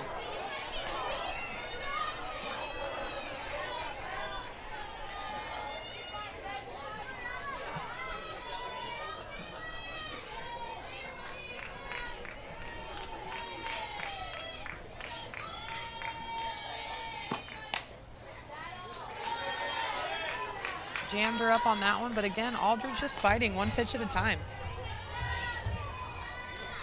You know, it's tough when you face a pitcher like McClure. Typically, as a hitter, when you have a changeup pitcher, you either decide to hit the changeup or decide not to hit the changeup. But she throws it so well and so often that it's tough, and it's a tough pitch to hit. And when you're down in the count, ball in the dirt, finishes up the play at first on strike 3. So McClure showing that off speed again,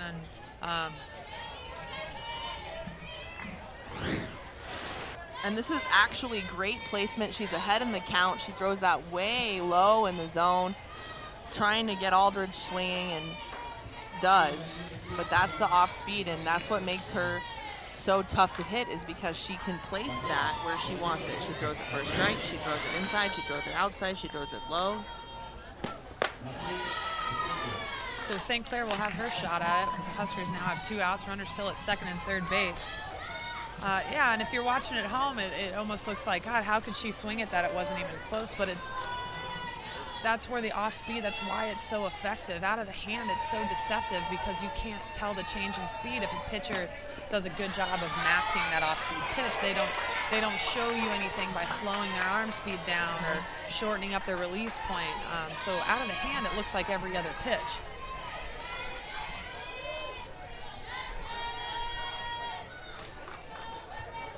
McClure behind 2-0. She'll try to climb back into this at-bat.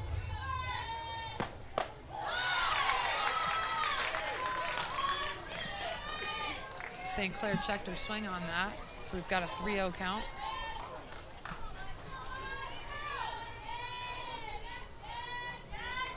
First base is open. You think they might just go ahead and try to turn this lineup or get to the next at-bat? Well, that answers it for us. I was gonna say, I don't think on purpose, maybe, but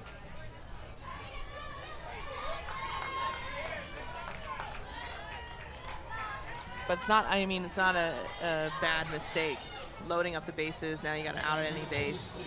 So it creates that force play everywhere for the Nebraska defense, which outs are really important for them right now. They've got to get out of this inning and see if they can't do some damage control with their offense.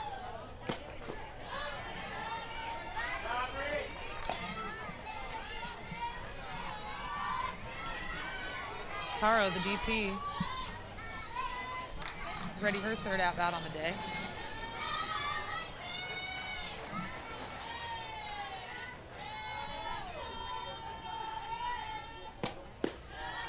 McClure just missing low.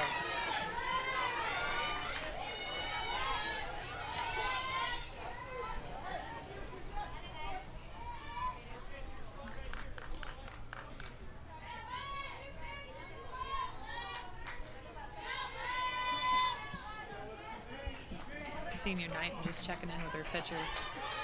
It's nice to know when your defense is right there, isn't it? Yeah.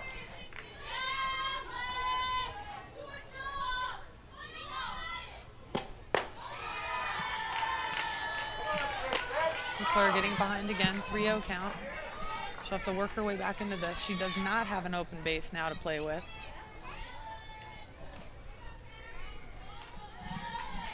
She's throwing a lot of pitches, having a hard time finding that strike zone. She's got to get ahead in that count so she can throw that changeup and get them swinging. And she delivers a strike.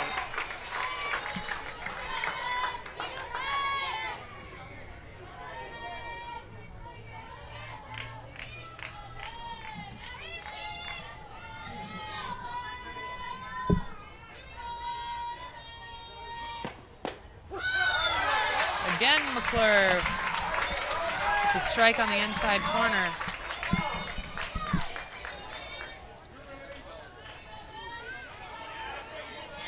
I like Taro's approach on this at bat. Like, let's force her to throw strikes. She hasn't swung yet. She can, right? Ground ball to first. Carey will take it herself for the third out of the inning.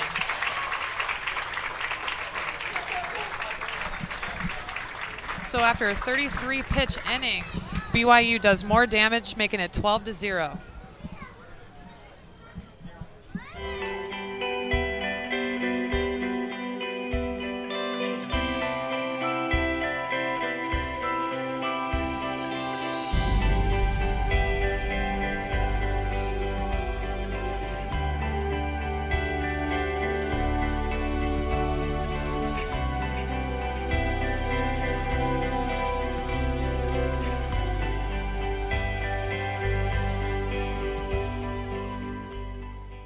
The Puerto Vallarta College Challenge is powered by Triple Crown Sports, the heartbeat of elite fast pitch events around the nation.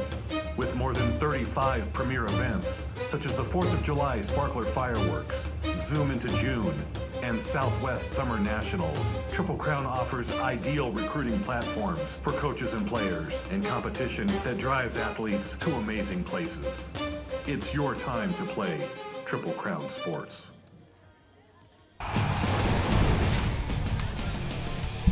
The 2017 Puerto Vallarta College Challenge is brought to you by Triple Crown Sports. Treat your team right. Destination location, signature memories, professional staff. Get in the game at triplecrownsports.com.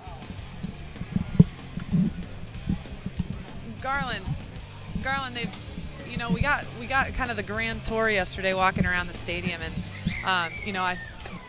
I know I felt like kind of a little kid, just so entranced by the atmosphere here. It's so beautiful, and Triple Crown has done such a good job of getting this field ready for play.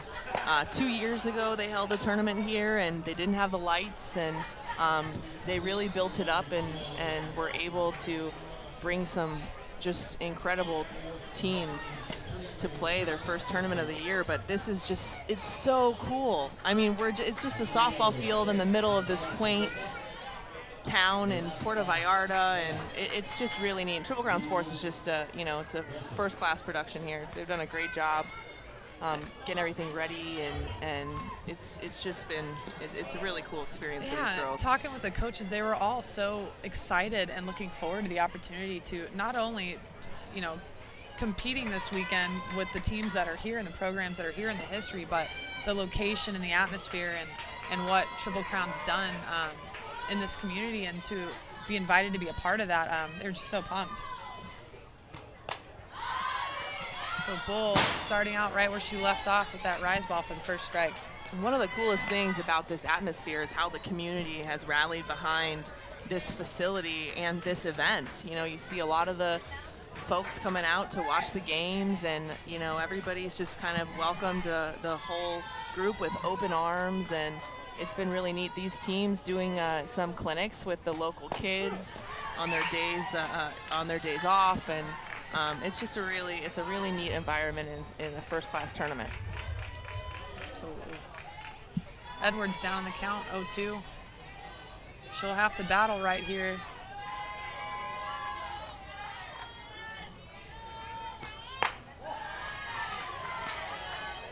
Yeah, even last night we came over and there was so many people just walking around watching these teams work out and practice, and you know, the community's just as much as part of the excitement as the actual event. So really excited to be here this weekend.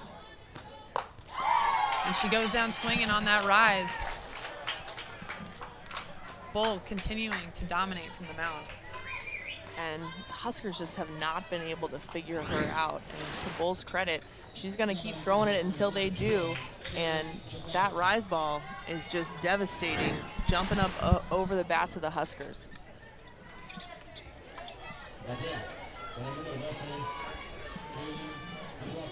So Jablonski becoming the DP now, so that's where it's nice to have that flexibility with pitchers who can hit.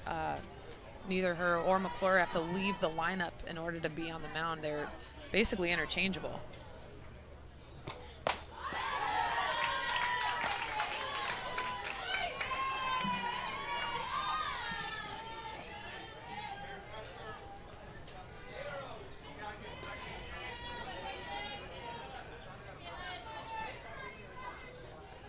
Jablonski trying to get that first hit for the Huskers and get things going for this lineup. High fly ball, shortstop, and Strid right underneath it. You know, from the very beginning, you've just felt that BYU is in control of this game. You know, getting quick outs, working quickly on defense, and then offensively always in attack mode.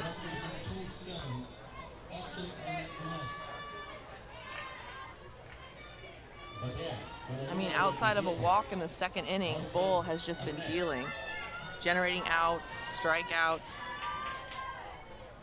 Yeah, it seems like she hasn't been 8 months since she's seen him. Looks like I know. They played yesterday.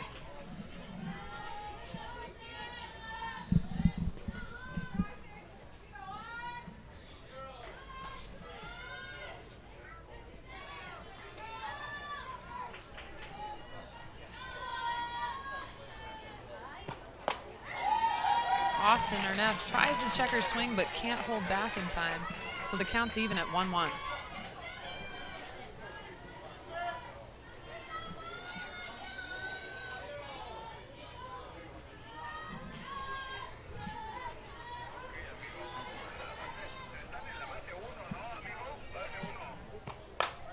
Hard shot to left field. And it's over for a home run, and the Huskers get their first hit of the game and their first home run of the game in one shot. Ernest delivering the first blow by the Huskers.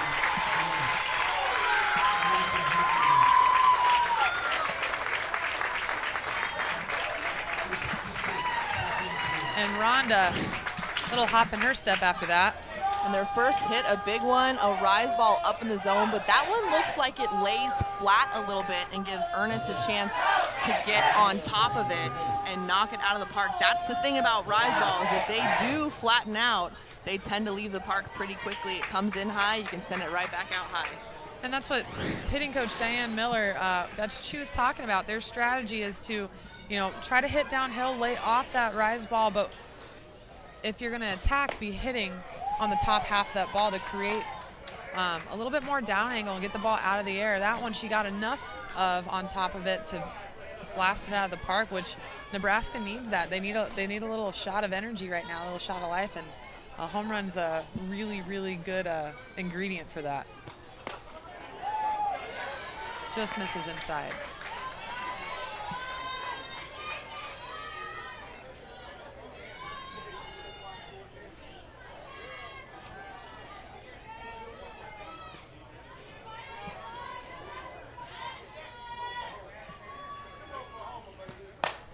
Hard ground ball to first.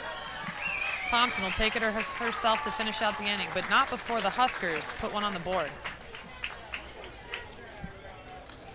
So we've got the middle of the 4th inning. When we come back, BYU will try to add to their lead.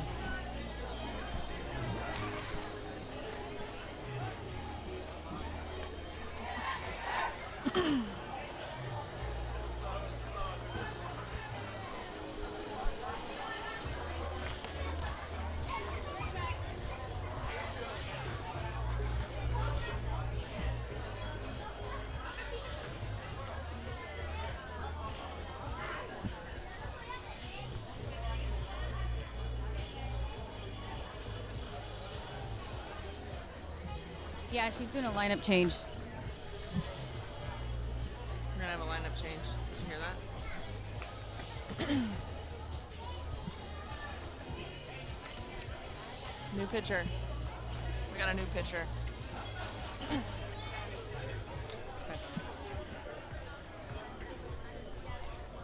Okay.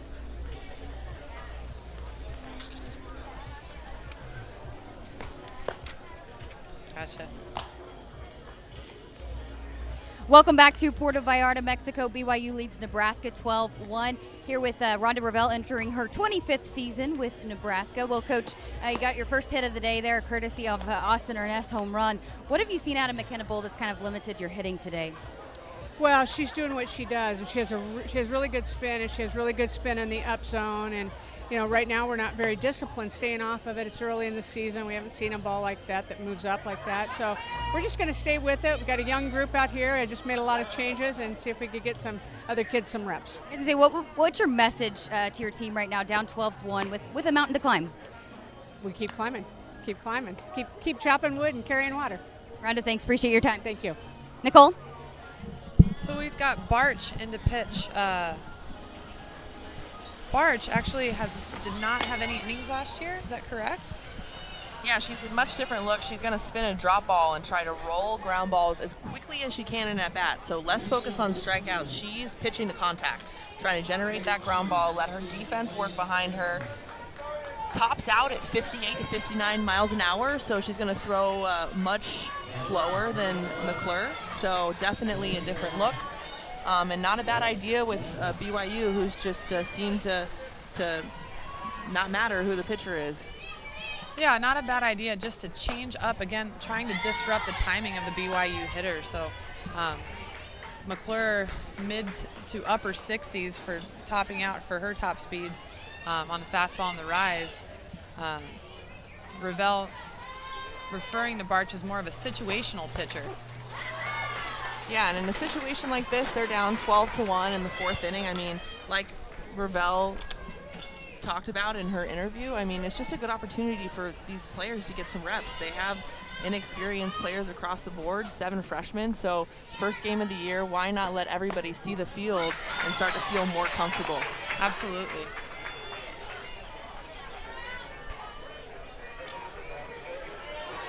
There's always that silver lining. Well, we have an opportunity to bring along our entire pitching staff and get some of our young guns some experience early on in the season.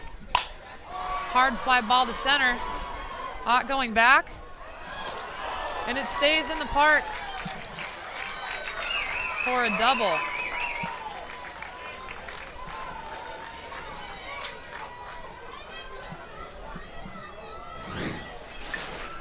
And Barch typically keeps the ball down in the zone. This one looks like it got a little too high in the zone, and Jensen able to knock it in the outfield, but Ott also gave up on that one a little bit at the end there and didn't track it all the way to the fence. Typically you want your outfielder to find the fence and then work in from there.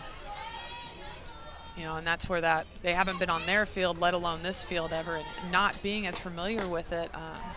you'll see outfielders make those plays where they know exactly how much space they have between them, the ball, and the fence, and that's a perfect example. We're just not familiar with the field she's playing on today.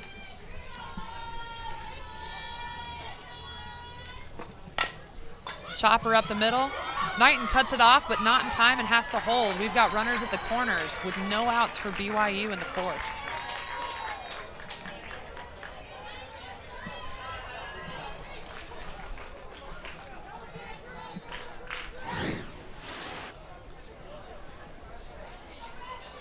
And a good job getting a read on the ball, able to advance to third base. Jensen a good hitter, but also some speed on the base paths. Just one of those tough plays where, it's mishit and it's so slow and choppy. Knighton has to go a long way to field that ball, and just not enough time to match up with that speed.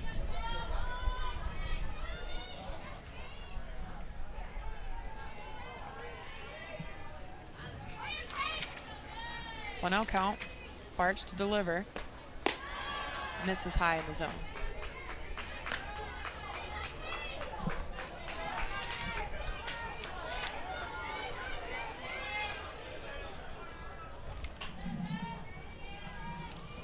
Thompson having a great day, 2 for 2. A lot of singles. She's got 2 of them today, 3 RBIs. High fly ball to right field. Tracking, and just tips off her glove in foul territory, so no harm done except for the opportunity of a free out and foul.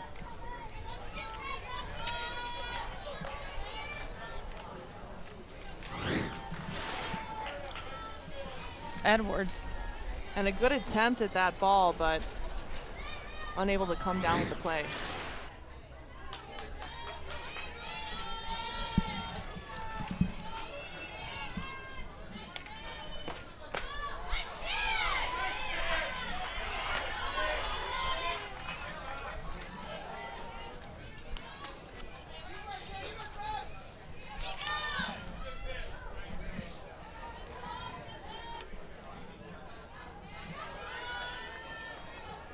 Barch now behind in the count, trying to work her way back.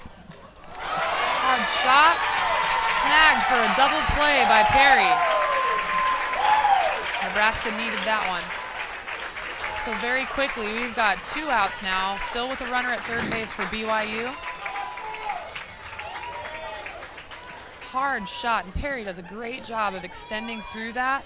Runner just doesn't have time to react when it's that fast and get back, so no fault to the runner on that one, just such a quick play. And a good heads-up play by Perry to recognize that the runner was off of the bag and get that double play.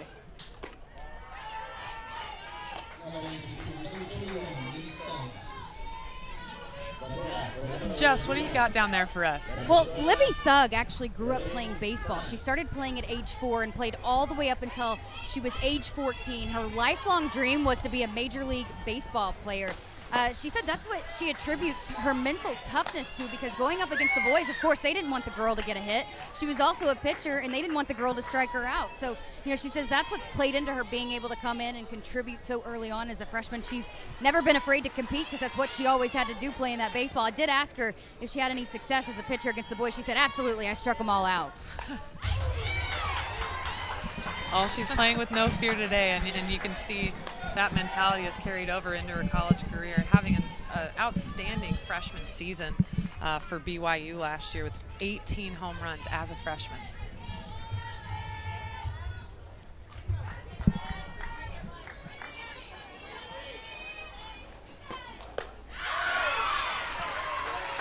And she goes down on strikes. Uncharacteristic of Sugg, but that's a testament to Barch, just a different look, that spinny movement. And I thought she had 2 strikes, but only had 1 strike on her, so.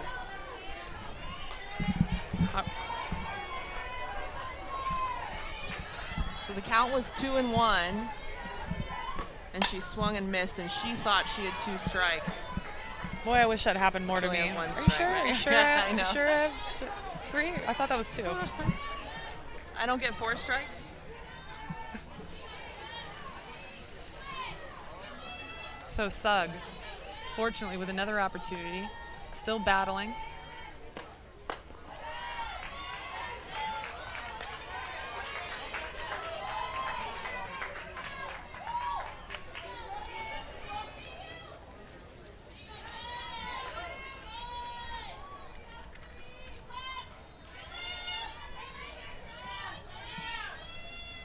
Arch delivering a 3-2 pitch.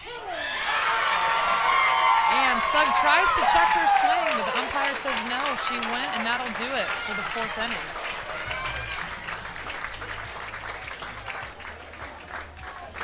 Arch coming in to shut down the BYU lineup. We see that spin, that movement, taking Sugg down. BYU still leads it 12-1.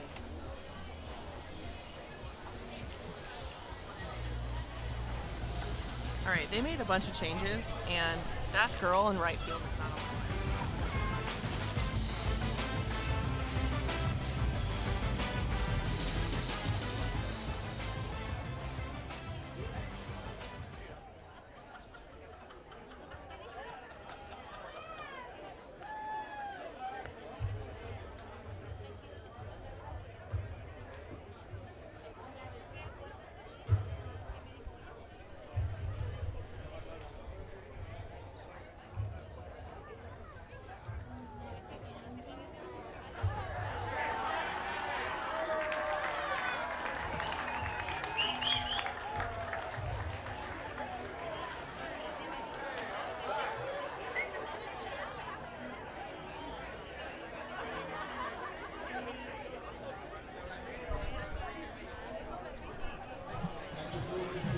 As we welcome you back to Puerto Vallarta, Mexico, we entered the top of the 5th inning. BYU up 12-1 over Nebraska, and 3 outs away from the run rule here in Puerto Vallarta. We're standing by next to Gordon Eakin. He is talking with the umpire, making some lineup changes, so we'll talk to him as soon as he gets over here.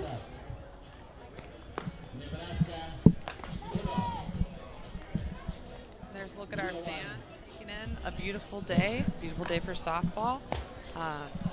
BYU has got to be happy where they're sitting right now. They've put themselves in an opportunity to end this game right here. All right, we have got Coach ready right here. Coach, from the very first inning in the first batter, you guys came out with a really aggressive approach. How important was that start today? Oh, it's critical against good teams. So far so good. Just one game, but so far so good. And McKenna Bull, you're certainly accustomed to how special she's been in the circle and how dominant she's been. But how much of a luxury is that as a coach to have her when she's delivering the way that she has today? When she's on, it's a very nice luxury. She's tough when she's on and that rise ball's working. And you need just 3 outs. What do you want to see out of your defense right here? The first out, nobody on base. All right, Coach, thanks. Thank you. Nicole. So BYU's going to try to see if they can just end this thing right here. Nebraska's going to do everything they can to make sure that doesn't happen. But with the way Bull's been throwing, they've got their work cut out for them. They do, and they just haven't been able to make an adjustment. And to Bull's credit, I mean, she's been moving that rise ball through the zone, and it's just been really tough to read. The Huskers have struggled with it all game. Bull starting out with that lower part of the zone just to get ahead in the count, and now she gives herself that opportunity to play with really whatever pitch she wants in her arsenal.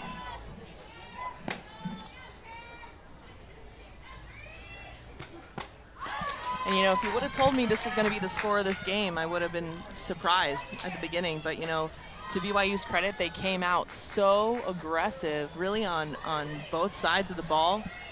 Hitting and base running, but also defensively have just controlled this game. And Nebraska, I think, has really showed their youth.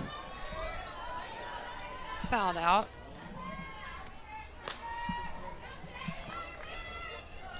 We're talking about this rise ball from Bull, but check this thing out. I mean, how it's just so tough to adjust to a pitch that jumps up in the zone like this. It looks like it's coming right in at your belt, and then just rises right up out of the zone, over the bats.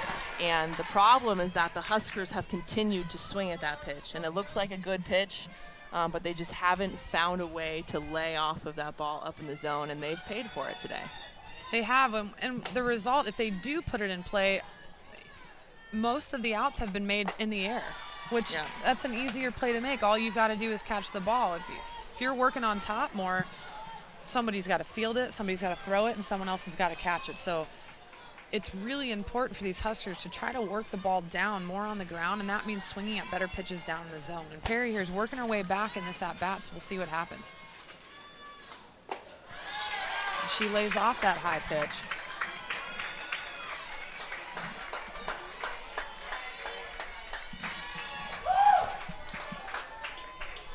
And we've seen two different teams here. BYU with the experience. In Nebraska, we saw some, early season jitters maybe, and just some inexperience working through some of those kinks. And Bull delivers, throwing an off-speed pitch. Very different look for that 3-2, and again, just showing the confidence she has with her arsenal of pitches. I don't think we've seen very many off-speed, so, Coach Eakin talking about, what do you want to see here? He wants to see an out, and Bull finds a way to do that with a 3-2 count using something she hasn't thrown that much today. Well, she doesn't want to give the Huskers a chance to catch up to anything she's got. They want to finish this thing out.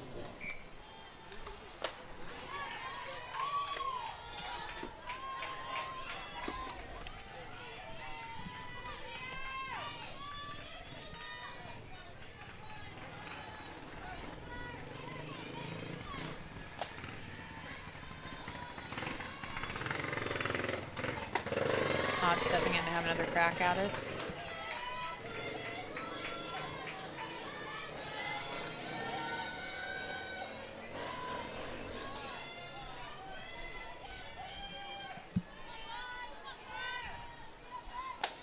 No one on with a 1-1 count. Bull delivers. And it's out of the zone for a ball. 2-1.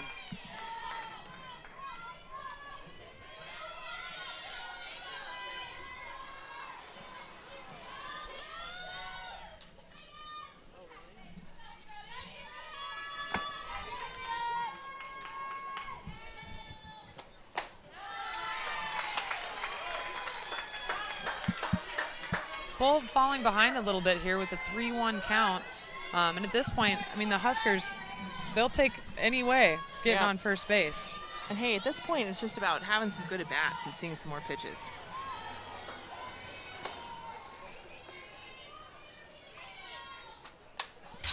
Fouled straight back.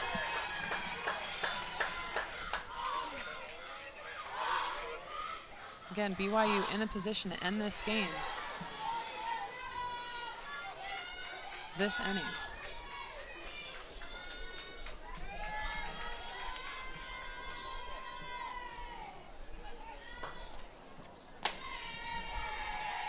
The 3-2 delivery.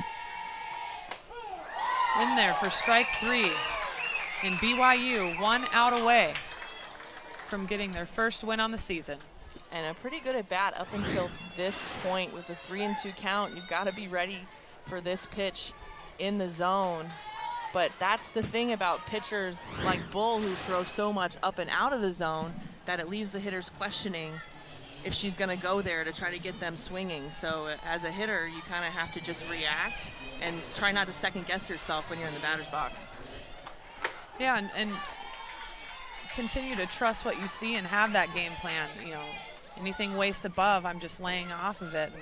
And that was a great pitch. She's using both parts of the zone when she needs to, and most often when she is deep in a count, then she'll use that lower part of the zone. Then she'll use that off speed to really mess with the hitter's eyes. Ground ball to short. This could do it. And BYU.